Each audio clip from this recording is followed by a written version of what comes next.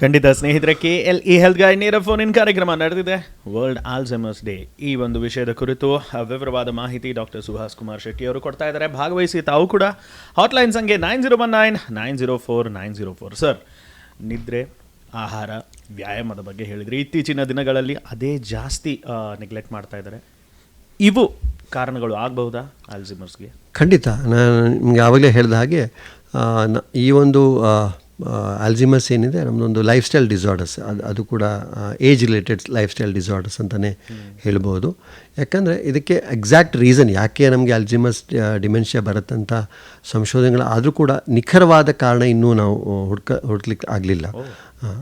ಆದರೆ ಅದರಲ್ಲಿ ನಮಗೆ ಆವಾಗಲೇ ಹೇಳಿದ ಹಾಗೆ ಆಲ್ಝೈಮರ್ಸಲ್ಲಿ ಕೂಡ ಡಿಮೆನ್ಷಿಯಲ್ ಕೂಡ ಬೇರೆ ಬೇರೆ ಥರದ ಡಿಮೆನ್ಷಿಯಾಸ್ ಇದೆ.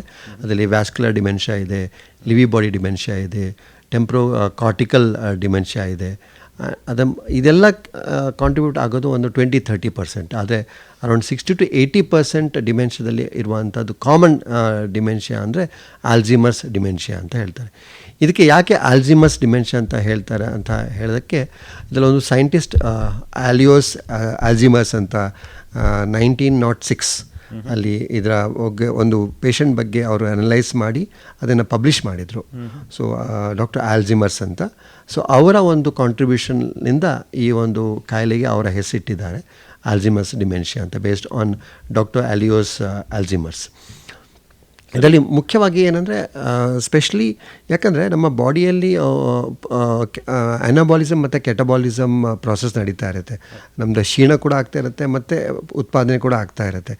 ಯಾವಾಗ ಈ ಬ್ಯಾಲೆನ್ಸನ್ನು ನಾವು ಮೇಂಟೈನ್ ಮಾಡಲಿಕ್ಕೆ ಸಾಧ್ಯ ಇರೋದಿಲ್ಲ, ಅದರಲ್ಲಿ ನಮಗೆ ಫುಡ್ಡಿಂದ ಇರ್ಬೋದು ಅಥವಾ ಡಯಟಿಂದ ಇರ್ಬೋದು ಅಥವಾ ಯಾವುದೇ ಥರ ನಿದ್ರೆ, ಮುಖ್ಯವಾಗಿ ನಿದ್ರೆ. ಯಾಕೆಂದರೆ ನಿದ್ರೆ ಒಂಥರ ನಮಗೆ ಹೇಗೆ ನಮ್ಮ ಮೊಬೈಲ್ನ ಚಾರ್ಜ್ ಹೋದ ತಕ್ಷಣ ನಾವು ಅದನ್ನು ರೀಚಾರ್ಜ್ ಮಾಡ್ತೀವಿ, ನಮಗೆ ಇದೊಂಥರ ನಿದ್ದೆ is A very good capsule for recharging.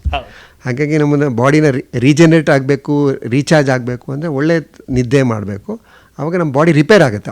Auto repair ಪ್ರಾಸೆಸ್ಗೆ ಗುಣ ಇರುವಂಥದ್ದು ನಿದ್ದೆಗೆ. ಹಾಗಾಗಿ 6-8 ಗಂಟೆ ಒಳ್ಳೆ ನಿದ್ದೆ ಮಾಡಿದ್ರೆ ಎಷ್ಟೋ ಒಂದು ಇಂಥ ಕಾಯಿಲೆಗಳನ್ನು ನಾವು ಪ್ರಿವೆಂಟ್ ಮಾಡಲಿಕ್ಕೆ ಸಾಧ್ಯ ಇದೆ.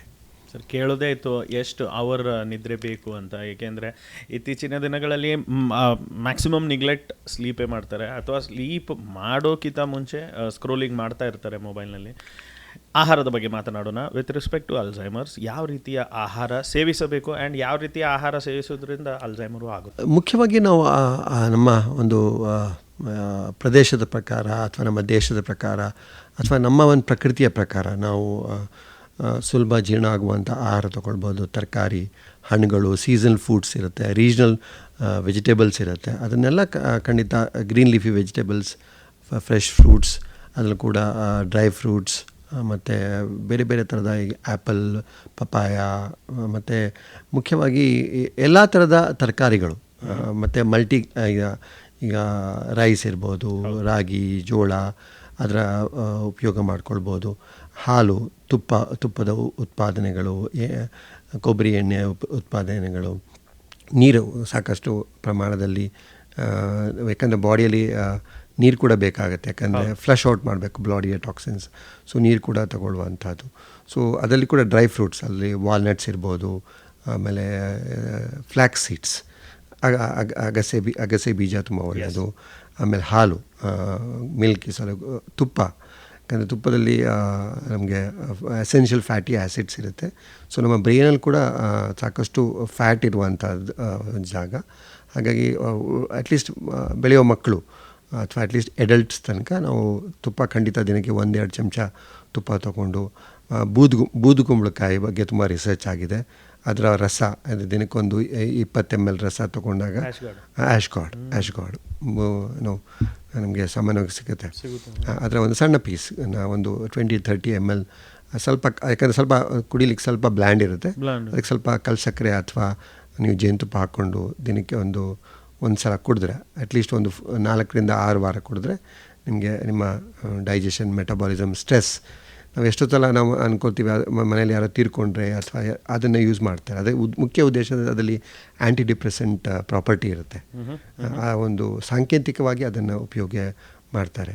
ಹಾಗಾಗಿ ಸೊ ಯಾವುದು ಸುಲಭ ಜೀರ್ಣ ಆಗುವಂಥದ್ದು ಆದಷ್ಟು ನಾವು ಫಾಸ್ಟ್ ಫುಡ್ಸ್ಗಳು, ಜಂಕ್ ಫುಡ್ಸ್ಗಳು, ಬೇಕ್ರಿ ಐಟಮ್ಸ್ಗಳು, ಬಿಸ್ಕಿಟ್ಸ್ಗಳು, ಬ್ರೆಡ್ಡಿನ ಉಪಯೋಗಗಳು, ಸೊ ಇದನ್ನು ಆದಷ್ಟು ಆರ್ಟಿಫಿಷಿಯಲ್ ಫುಡ್ಸ್ಗಳು, ಜಾಸ್ತಿ ಶುಗರ್ ಇರುವಂಥದ್ದು ಮತ್ತು ಪ್ರಿಸರ್ವೇಟಿವ್ಸ್ ಇರುವಂಥದ್ದು ಅದನ್ನು ಆದಷ್ಟು ಅವಾಯ್ಡ್. ನಾವು ಅದನ್ನು ಕಾರ್ಬ್ ಅಂತ ಹೇಳ್ತೀವಿ. ಕಾರ್ಬೋನೇಟೆಡ್ ಡ್ರಿಂಕ್ಸ್, ಈ ನಾವು ಏನು ಕಾಮನ್ ಆಗಿ ಹೊರಗಡೆ ಕುಡಿಯುವಂಥ ತಂಪು ಪಾನೀಯಗಳನ್ನು, ಆರ್ಟಿಫಿಷಿಯಲ್ ಡ್ರಿಂಕ್ಸ್ಗಳನ್ನು, ರಿಫೈನ್ಡ್ ಫುಡ್ಸ್ಗಳನ್ನು, preservatives, CARP, carbonated, artificial, refined, preservatives, ಇದನ್ನು ಇರುವಂಥ ಆಹಾರಗಳನ್ನು ಆದಷ್ಟು ನಾವು ಅವಾಯ್ಡ್ ಮಾಡಿದ್ರೆ ಈ ನಮ್ಮ ಆರೋಗ್ಯ ಕಾಪಾಡ್ಕೊಳ್ಳಿಕ್ಕಾಗತ್ತೆ. ಅದರಲ್ಲಿ ಕೂಡ ಇಂಥ ಡಿಮೆನ್ಷಿಯಾ ಕಾಯಿಲೆನ ನಾವು ತಡೆಗಟ್ಟಲಿಕ್ಕೆ ಖಂಡಿತ ಸಾಧ್ಯ ಆಗುತ್ತೆ. ಡಿಮೆನ್ಷಿಯಾ ಅಂತ ಹೇಳಿದ್ರೆ ಅದ್ರ ಬಗ್ಗೆ ಖಂಡಿತ ಮಾತನಾಡೋಣ. 3ನೇ ಪಾಯಿಂಟು ವ್ಯಾಯಾಮ. ಅಲ್ಝೈಮರ್ಸ್ಗೆ ತಕ್ಕ ವ್ಯಾಯಾಮ ಯಾವುದು? ನಾರ್ಮಲಿ ವ್ಯಾಯಾಮ ದೇಹಕ್ಕೆ ಉತ್ತಮ ಅಂತ ಹೇಳ್ತಾರೆ, ವಿತ್ ರೆಸ್ಪೆಕ್ಟ್ ಟು ವ್ಯಾಯಾಮದಲ್ಲಿ ನಮ್ಮ ಒಂದು ದೇಹದ ಪ್ರಕಾರ, ನಮ್ಮ ವಯಸ್ಸಿನ ಪ್ರಕಾರ ನಾವು ಖಂಡಿತವಾಗಿ ವ್ಯಾಯಾಮ ಮಾಡಬೇಕು. ಯಾಕಂದರೆ ನಾವು ಈ ಹೇಗಾಗಿದೆ ಅಂದರೆ ನಾವು ಫಿಸಿಕಲಿ ಫಿಟ್ ಇರಬೇಕು, ಮೆಂಟಲಿ ರಿಲ್ಯಾಕ್ಸ್ ಆಗಿರಬೇಕು. ಬಟ್ ನಾವು ಈಗ ಉಲ್ಟಾ ಮಾಡ್ತಾಯಿದ್ದೀವಿ, ಫಿಸಿಕಲಿ ರಿಲ್ಯಾಕ್ಸ್ ಆಗ್ತೀವಿ, ಮೆಂಟಲಿ ಫುಲ್ ಆ್ಯಕ್ಟಿವ್ ಇರ್ತೀವಿ. ಹಾಗಾಗಿ ಇದರ ಒಂದು ಮುಖ್ಯ ಕಾರಣದಿಂದನೇ ಬೇರೆ ಬೇರೆ ಥರದ ಕಾಯಿಲೆ ಬರುವಂಥದ್ದು.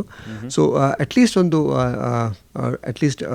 20 ಮಿನಿಟ್ಸ್ ವಾಕಿಂಗ್ ಮಾಡುವಂಥದ್ದು, ಮತ್ತು ಯೋಗ ಮಾಡೋದಾದರೆ ಅಟ್ಲೀಸ್ಟ್ ಒಂದು 20-30 ನಿಮಿಷ. ನಿಮಗೆ ಲೂಸಿಂಗ್ ಎಕ್ಸಸೈಸ್ ಇರುತ್ತೆ, ಅದರಲ್ಲಿ ಸೂರ್ಯ ನಮಸ್ಕಾರ ಅಟ್ಲೀಸ್ಟ್ ಒಂದು 6-8 ಸೈಕಲ್ ಸೂರ್ಯ ನಮಸ್ಕಾರ ದಿನಕ್ಕೆ ಮಾಡಿ. ಪ್ಲಸ್ ಬೇರೆ ಬೇರೆ ಥರದ ಲೂಸಿಂಗ್ ಎಕ್ಸಸೈಸ್ಗಳು, ಆಸನಗಳು ಇದೆ. ಸೊ ನಿಮ್ಮ ಯೋಗ ಎಕ್ಸ್ಪರ್ಟ್ಸ್ ಹತ್ರ ಹೋದರೆ ಅವ್ರು ಖಂಡಿತ ನಿಮಗೆ ಗೈಡ್ ಮಾಡ್ತಾರೆ ಯಾವ ಮಾಡಲಿಕ್ಕಾಗತ್ತೆ. ಸೊ ಇಲ್ಲಾಂದರೆ ಅಟ್ಲೀಸ್ಟ್ ಒಂದು ವಾಕಿಂಗ್ ದಿನಕ್ಕೊಂದು ಅಟ್ಲೀಸ್ಟ್ ಒಂದು 15-20 ನಿಮಿಷ ವಾಕಿಂಗ್ ಮಾಡಿದ್ರು ಕೂಡ, ಇಲ್ಲಾಂದರೆ ಅಟ್ಲೀಸ್ಟ್ ಸ್ವಲ್ಪ ಯಂಗ್ ಜನ್ರೇಷನ್ ಇರೋರು ಜಾಗಿಂಗ್ ಮಾಡಿದ್ರೆ ಖಂಡಿತ ನಮ್ಮ ಬಾಡಿಯನ್ನು ಹೆಲ್ತಿಯಾಗಿ ಇಟ್ಕೊಳ್ಳಿಕ್ಕೆ ಸಾಧ್ಯ ಇದೆ. ನಮ್ಮ ಬಾಡಿಯಲ್ಲಿ ಅದರಲ್ಲಿ ಹಾರ್ಮೋನ್ಸ್ಗಳ ಉತ್ಪಾದನೆ ಆಗುತ್ತೆ, ನಮ್ಮ ಬಾಡಿಯಲ್ಲಿ ಫ್ರೆಶ್ ಆಗುತ್ತೆ, ರಿಲ್ಯಾಕ್ಸ್ ಆಗುತ್ತೆ, ಮತ್ತು specially it generates happy hormones. So ನಾವು ಖುಷಿಯಾಗಿರುವಂಥ ಹಾರ್ಮೋನ್ಗಳಿಗೂ ಉತ್ಪಾದನೆ ಆಗುತ್ತೆ ನಮ್ಮ.